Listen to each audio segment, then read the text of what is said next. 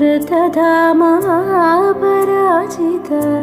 दुरावह प्रणवात्मिक अधिकस्वरातुतिशारद नमोऽस्तु ते।